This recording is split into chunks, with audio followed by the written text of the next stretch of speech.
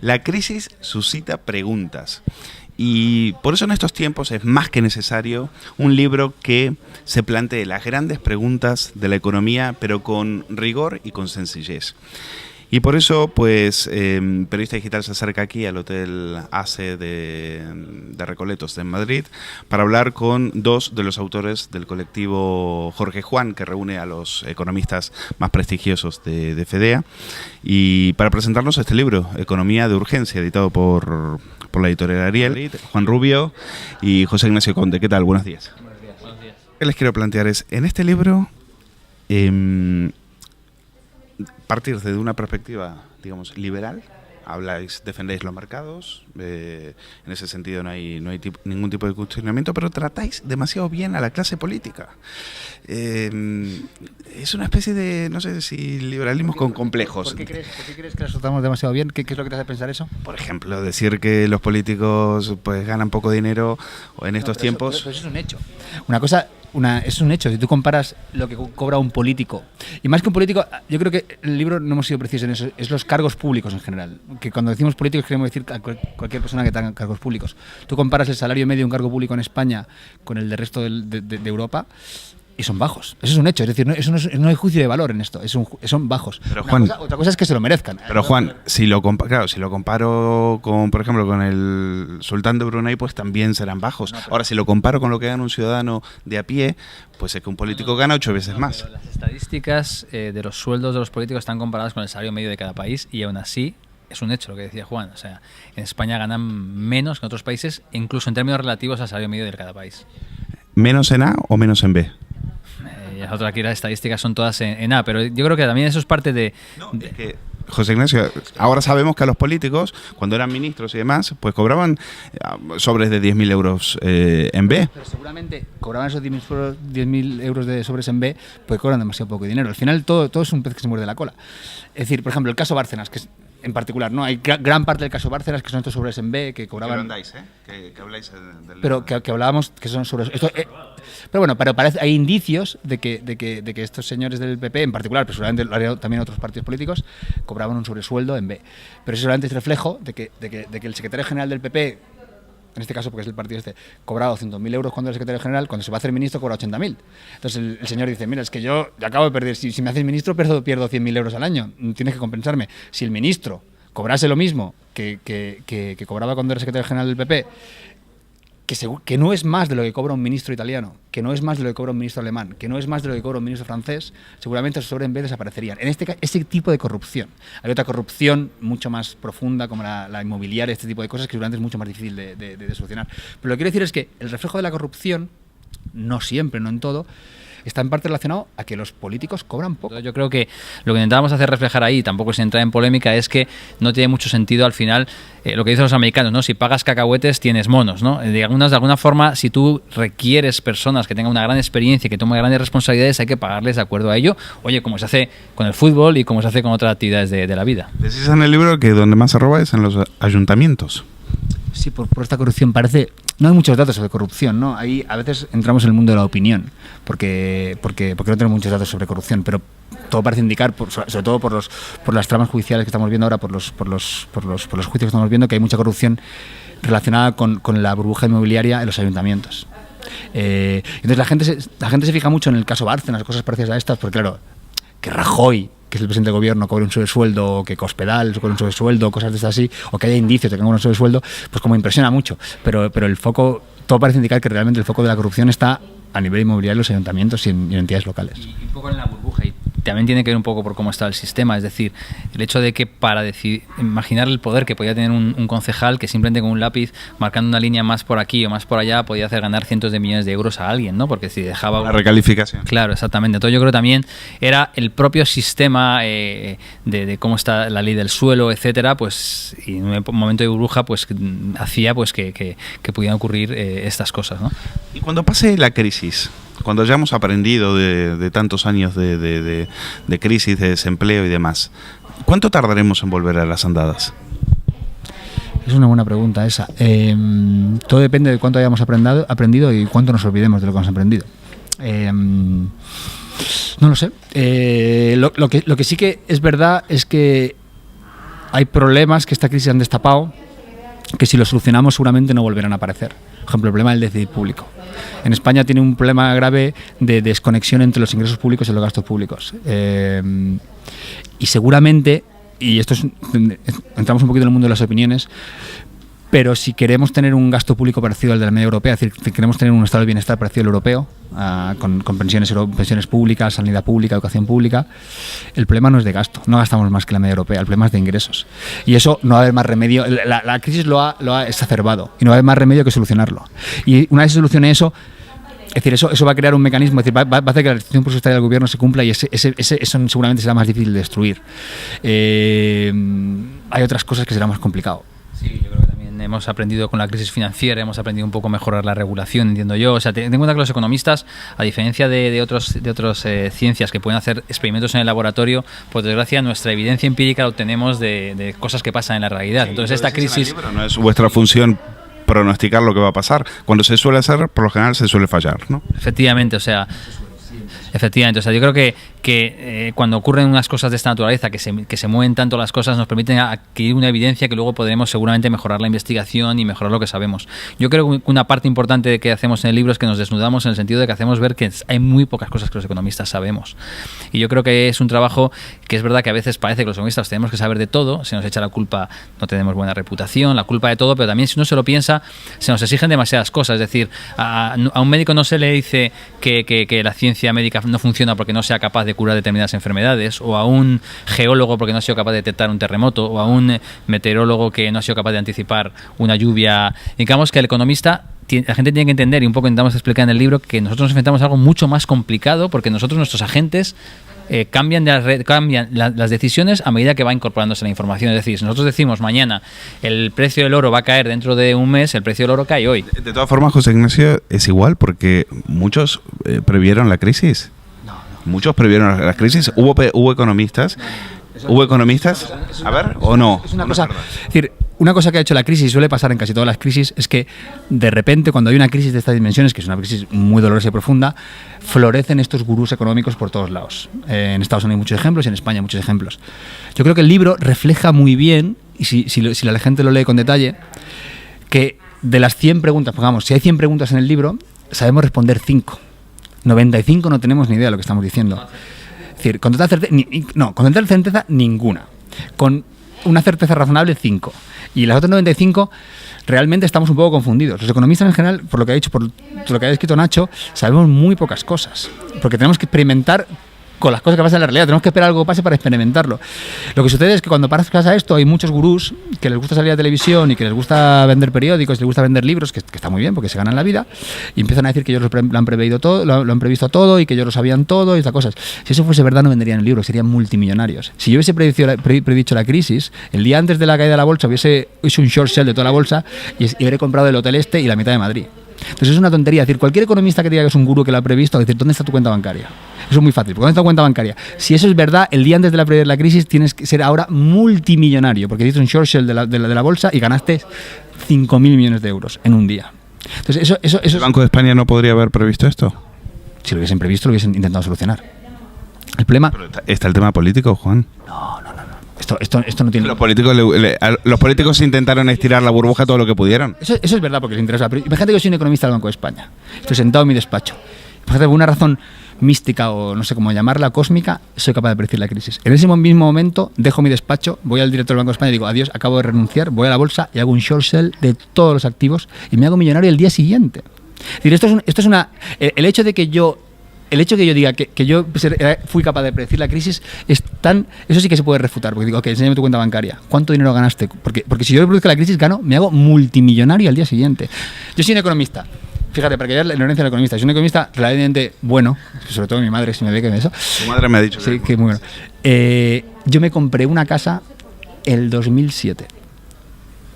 O sea, en la peor época. En la peor época. Y mira, yo vivo en Estados Unidos, en Atlanta, y he hecho algunas veces por curiosidad intelectual, porque en Estados Unidos tienen muy buenos datos de los precios de las casas. Y creo que yo me compré la casa el día del pico. Es decir, el pico. Lo veo ahí, lo veo en esto, y está el día del pico es el día que yo la compré. Es decir, que esto de los gurús va muy bien porque vendes y la gente sale por la televisión y es muy gracioso, y entonces la gente dice, mira, es que todos los movimientos son tontos, y todas estas cosas que decimos, que lo que tú decías, no, hay un interés político de ocultar la crisis y todas esas cosas, que lo hay en algunos sentidos, no lo digo. Pero esto de predecir la crisis es una tontería, y creo que la gente lo entienda, es una gran tontería. Los economistas tenemos muy poca idea de muy pocas cosas, en general no tenemos idea de nada. ¿Quién de vosotros asesoró a Zapatero? Estuvo en el equipo de asesores. Yo trabajé como director general.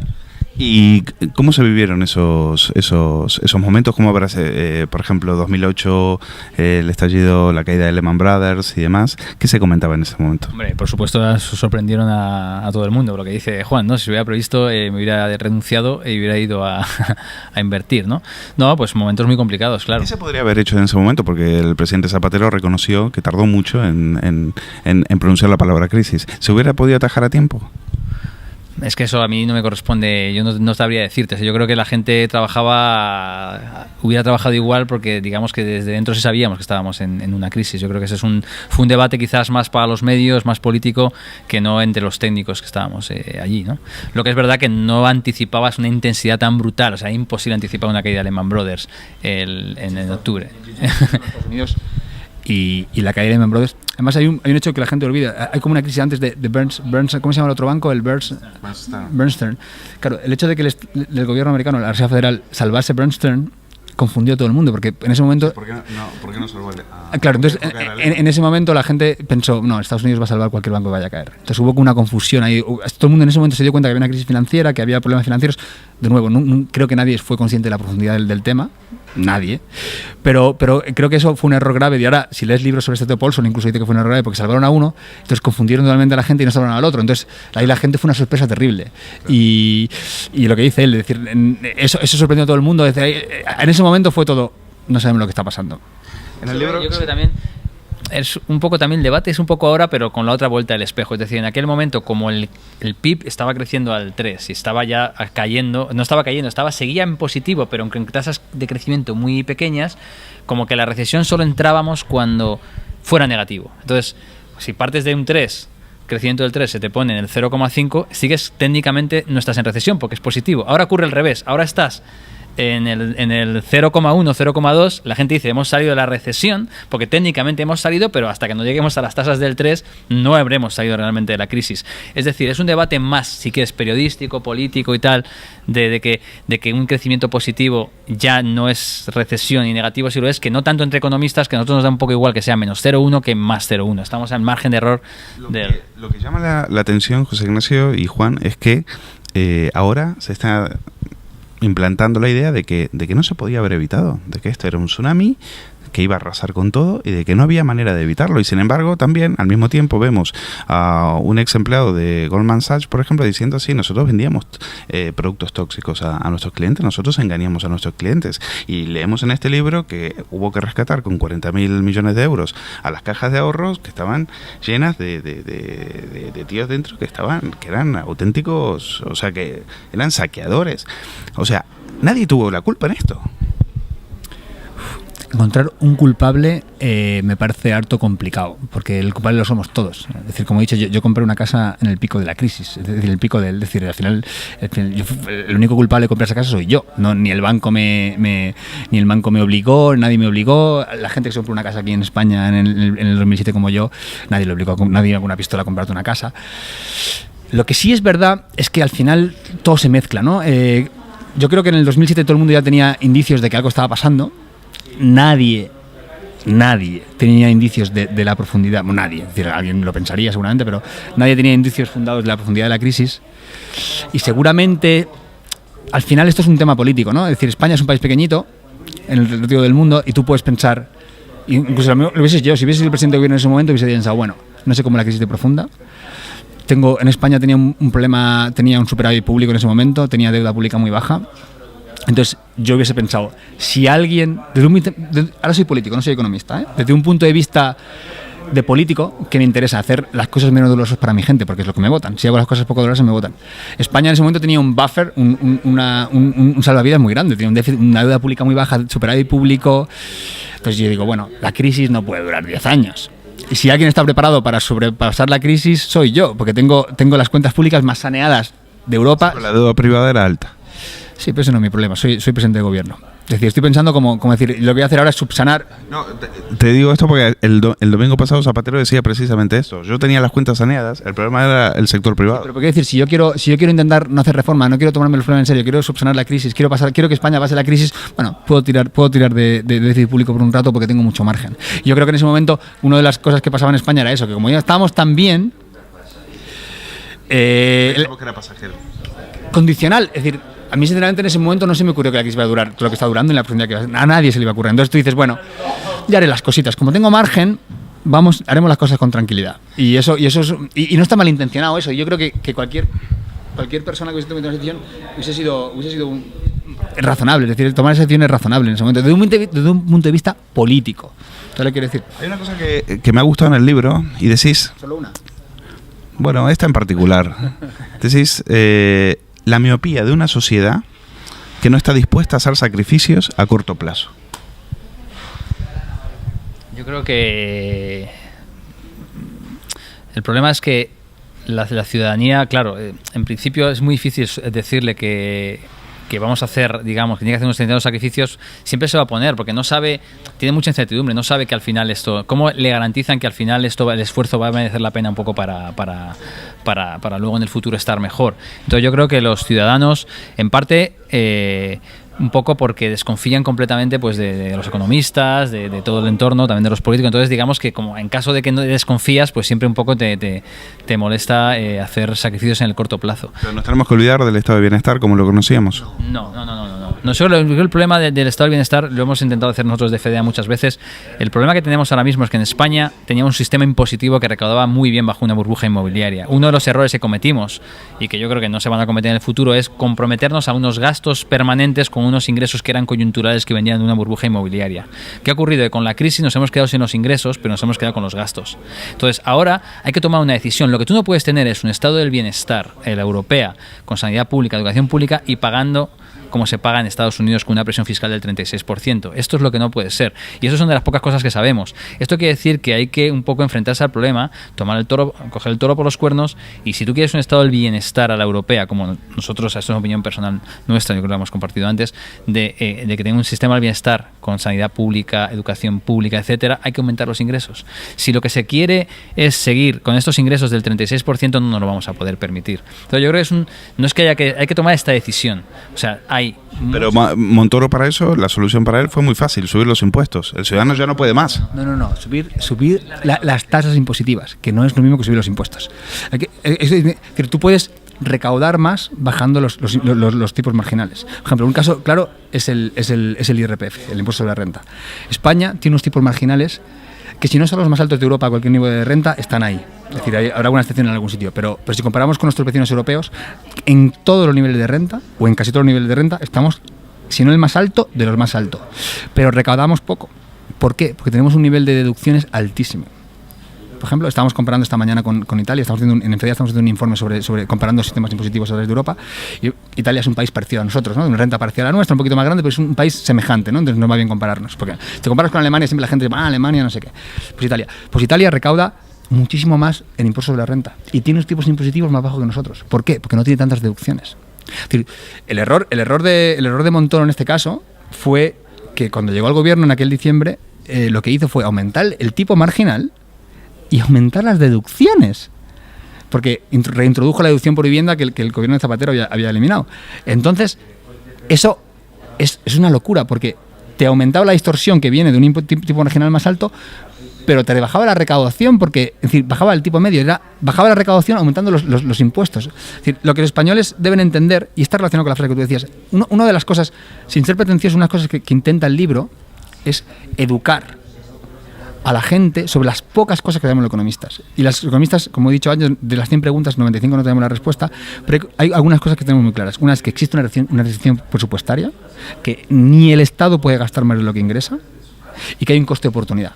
Y lo del coste de oportunidad está relacionado con los políticos que tú decías. El coste de oportunidad. Que tú quieres un señor muy capaz, tienes que pagarle lo que vale para que venga a trabajar a la política o al sector público. Porque si no le pagas lo que vale, su coste de oportunidad es muy alto y se va a ir a trabajar al sector privado. Y eso es lo que, más que la corrupción que tú dices al principio, eso es lo que queremos reflejar en el libro. Y segundo, hay una restricción presupuestaria. y que la presión presupuestaria existe. Y nuestro objetivo, y eso se refleja, por ejemplo, lo que tú decías del estado del bienestar. El estado del bienestar no se ha acabado, pero se ha acabado si tenemos este nivel de ingresos públicos. Si queremos que el estado del bienestar se mantenga, tenemos que aumentar el nivel de ingresos públicos. Y este libro intenta educar a la gente, no a la gente tampoco, ¿no? Tampoco es tan pretencioso, pero a la gente o a los medios o alguien que tenga que crear opinión, para que el problema es que la política, dado que a veces, por desgracia, y no esto es particular, los medios de comunicación tienen argumentos muy malos desde el punto de vista económico, la gente está desinformada. Y tú ves que el debate político es muy populista. Un ejemplo, y te voy a dar dos ejemplos. El PSOE estaba en el poder, hace una reforma de las pensiones que va en contra del pensionista, porque como casi todas las reformas de pensiones. Llega a la oposición y ahora se oponen a la reforma de pensiones que quiere hacer el PP, que era muy parecida a la suya. ¿Eso es populismo o no es populismo?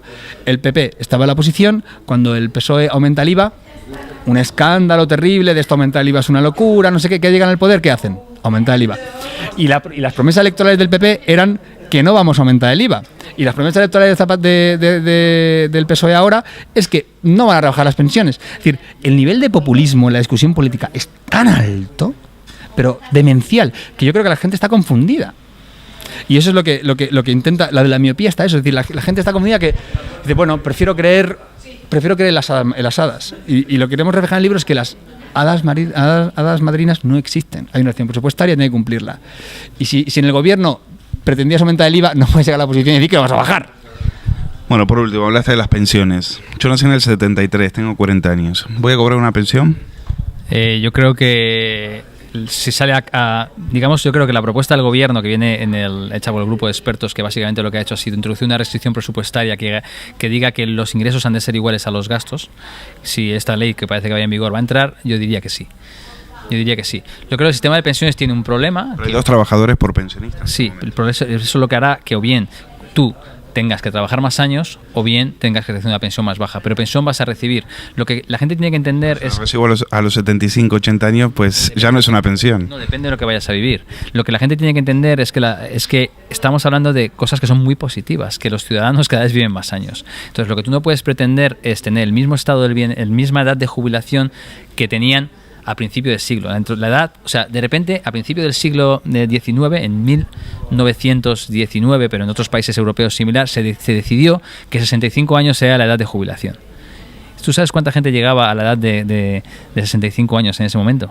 Solo llegaba el 30% de cada generación. Solo el 30% de cada generación llegaba a la edad de 65 años.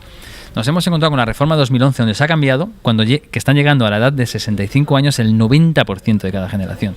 Y esto sigue aumentando. Es decir, entonces, ¿qué ocurre? Entonces son buenas noticias. Entonces, lo que nos tendríamos que alegrar de que esté pasando esto. Entonces, lo que hacemos es que, en vez de alegrarnos y entender que los problemas de sostenibilidad de un sistema de pensiones son buenas noticias, cada vez vivimos más, nos amargamos porque nos bajan la pensión. Pero estamos otra vez en lo mismo de antes.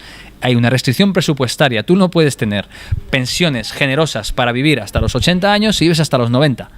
Tendrías que decidir, o me muero a los 80 o las tengo menos generosas. Entonces yo creo que todo el mundo está dispuesto a entender que si vas a vivir hasta los 90 y no hasta los 80, pues tendrás que dedicar unos pocos años más de tu vida a trabajar. Y ya está. Es que no hay más. ¿Juan?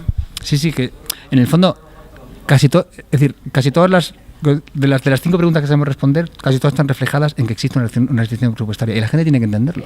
Es que no hay más. Los economistas...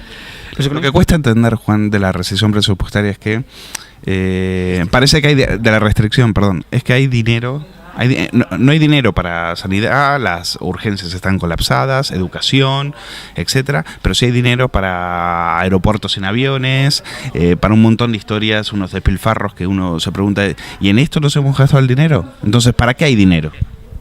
Quiero decir 2 cosas sobre eso. Seguramente despilfarro, y seguramente lo hubo. Es innegable, se ha visto aeropuertos, pero la gente tiene que tener un poco de concepto de números. Es decir, hacer un aeropuerto y que no sirva para nada es un despilfarro y a mí me da vergüenza ajena. Vas a algunas estaciones de AVE que están en el medio de la nada que son mejores que la estación de Berlín. Hay despilfarro y no lo niego, pero la gente tiene también que tener un poco de concepto de números. Es decir, al final hacer una estación de AVE en el medio de un sitio que no sirve para nada, que parece que es mejor la estación de Berlín, es un despilfarro y al señor que lo ha hecho habría que pedirle las cuentas, no lo niego. Pero acordémonos que nos gastamos 120.000 millones en pensiones, más o menos. Es decir, que al final el despilfarro de 100 millones de euros, que no deberíamos hacerlo, que no lo niego, no estoy diciendo que eso se debe hacer y debe perseguirse, debe intentar que no se haga y mejorarlo, nos gastamos 120.000 millones al año en pensiones. Ese es el problema. Nos gastamos en sanidad, ¿cuánto nos gastamos en sanidad? ¿Tú sabes mejor las cosas? 60.000 millones. Pero tenemos un déficit que este año no sabemos todavía cómo cerrará, cerca del 7 supongo. Seguimos después de tantos años de crisis, somos incapaces de ajustar el déficit. Y esto es porque el problema es de los ingresos, porque los gastos se están quitando probablemente. La crisis, hay una parte positiva de la crisis que está limando muchas ineficiencias y eso va a venir bien, pero lo que no tiene sentido es que al final también afecta a la sanidad pública, a la educación pública, y para que estos servicios no se vean deteriorados hay que aumentar los ingresos. Está muy bien el limar todas estas ineficiencias que seguramente con la crisis fiscal han desaparecido y hay que evitar que surjan en el futuro. Pero si tú no eres capaz de aumentar la recaudación, pues eso es lo que te está pasando. Y entonces hay una incapacidad clara de conseguir lo que llamamos los economistas el déficit estructural. Es decir, para aumentar la recaudación también habrá que favorecer la creación de empresas, de que venga capital aquí y de que el empresario español quiera invertir, ¿no? Incluso, fíjate, vamos a comprar. En este momento nadie quiere. Sí, pero incluso con lo que hay se recauda poco. Es que he hablado con tanta gente, no sé si lo contigo esto, pero por ejemplo, tú compras Italia con España. España, de cada 100 euros que se producen lo que tú has dicho, es verdad que en España viene poca gente a invertir por lo que tú has dicho, pero supongamos la que hay. Por cada 100 euros que se producen en España, entre 36 y 37 se recaudan para el fisco. ¿Vale? Y eso es para pagar todos los servicios públicos que decimos. También para pagar los aeropuertos que no sirven para nada, pero como te he dicho, en términos relativos es muy pequeñito. Para pagar pensiones, para pagar sanidad, para pagar educación. 36 de cada 100. Que a la gente le puede parecer mucho, ¿verdad? No lo sé, es una opinión. Vamos a Italia. Italia es un país muy parecido a España en muchas cosas, ¿no? Renta por cápita, funcionamiento, nos gusta el fútbol, todas estas cosas. En Italia 46 de cada 100 euros. Y la gente dice que Italia es más grande. No, esto es de cada 100 que se producen. Estoy hablando en porcentaje de producción. Es decir, el gobierno italiano recibe 10 euros más por cada 100 que se producen en el país para pagar los servicios públicos. Y eso es lo que no puede ser. Es decir, España e Italia son países muy parecidos y el problema de España es que recaudamos 10 euros menos por cada 100 producidos. Independientemente de lo que produzcamos. Tú que te lo has dicho es verdad. Es decir, hay que crear incentivos para Lo que pasa es que, Juan, me hablas de ingresos. Yo creo que también es un tema de eficiencia. Yo no creo que... El gasto en España, el gasto público en España, tenemos un... O sea, que se colapsen las urgencias. No creo que sea por un tema de dinero. Creo que por un tema también de que eso está sobredimensionado y no está bien gestionado, porque las urgencias de otros hospitales que están bien gestionados no se colapsan. Ahí no soy un experto en temas de urgencias de hospitales. Esto puede valer para la educación, para la sanidad. No sé, ¿tú qué opinas? No, yo tampoco soy un experto. O sea, yo creo que sí que hay un deterioro porque al final, como hay que recortar para conseguir cerrar el déficit, no es capaz de aumentar los ingresos, pues tienes que recortar. Me imagino que si quitas médicos, pues aumentarán más las... Sí, y si ahora los inmigrantes no pueden ir, no soy experto, ¿no? Pero tienen que entrar por urgencias, pues colapsan las urgencias porque no tienen tarjeta sanitaria. Yo qué sé, hay cosas que se han cambiado que hacen que... Pero yo vuelvo a decir, no sé, a lo mejor hay un hospital que lo gestiona mejor que otro y habría que buscar al directivo del hospital que lo gestiona y replicarlo y quitar al que no lo sabe gestionar. Sería introducir temas de mercado, es decir, intentar introducir competencia entre los hospitales. Que seguramente hay hospitales que funcionan bien, o que vamos a intentar decir que esos gerentes de los hospitales que funcionan bien tengan más incentivos, cobren más dinero, no sé, algún tipo de competitividad para que los gerentes de los hospitales tengan incentivos a hacerlo bien. Bueno, pues se nos acabó el tiempo. El resto de las preguntas que seguramente tendrán nuestros espectadores, pues las tienen respondidas aquí en este libro. Economía de urgencia, del colectivo Jorge y Juan. Juan Rubio, José Ignacio Conde, muchísimas gracias.